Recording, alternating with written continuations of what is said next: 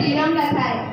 एही देश केबे सत्यम शिवम सुंदर तो केबे वंदे मातरम तो केबे पंजाब सिंधु मराठा द्रविड़ उत्कल बंग अटे। एही देश सात समुद्र पार होई आसीथिबा अन्य देशर लोकକୁ ମଧ୍ୟ भाई भौणी कही डाकी थाए। सेई देश आउ केही नुहे भारत वर्ष। भारत वर्ष मो जन्मभूमि भारत वर्ष।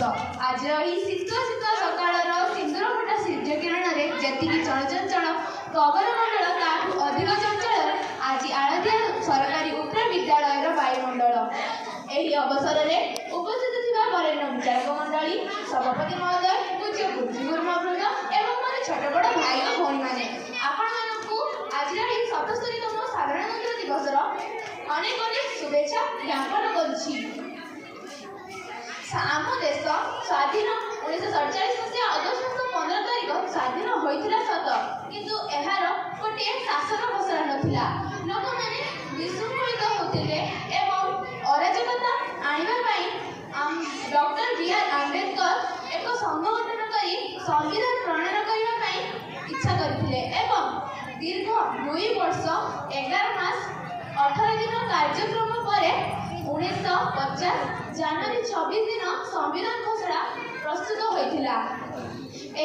एही दिवस को मन रखिया पई आमे सर्वदा जनवरी 26 को साधारणतंत्र दिवस रूपे पालन करू आसुछु।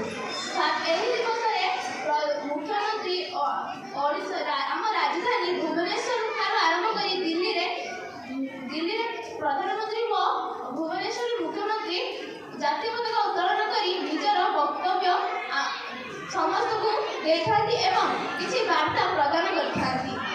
एही समय हिमालय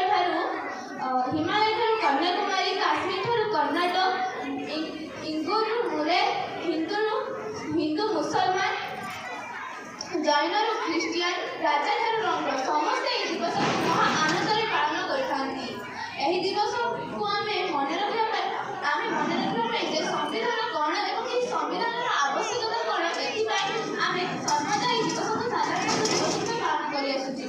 एहाके गणतंत्र दिवस मध्ये कहा जाए। गण अर्थात लोक माने तंत्र अर्थात शासन देश को शासन करिया पई जे घोषणा प्रणयन होइतिला ता संविधान। आम देश स्वाधीन होइतिला सत संविधान प्रणयन होइतिला सत किंतु आपण मानक गोटे प्रश्न अछि जे सତରେ हम देश स्वाधीन होइछि जदि स्वाधीन होइछि ताहले आमे हमर जणे नारी राति 12 तो एकाटिया बाहरी पारुनी। महात्मा गांधी कहिथिले जेतेबेले जणे नारी राति 12 रे एकोटिया बुली पारिबो सेतेबेले हम देश स्वाधीन हेबो।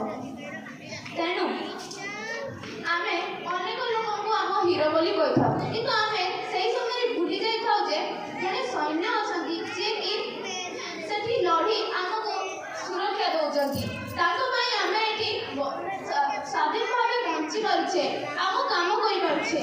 आमे भूली जाई थाउ सेही डॉक्टर पूछे कि जहा पई आमे जीवन दान पाइछु। आमे भूली जाई थाउ से शिक्षक जे हमर भविष्य गढ़ी थांती। आमे भूली जाई थाउ से बापा मां को जे जहा को पई आमे दुनिया रे रहिछु।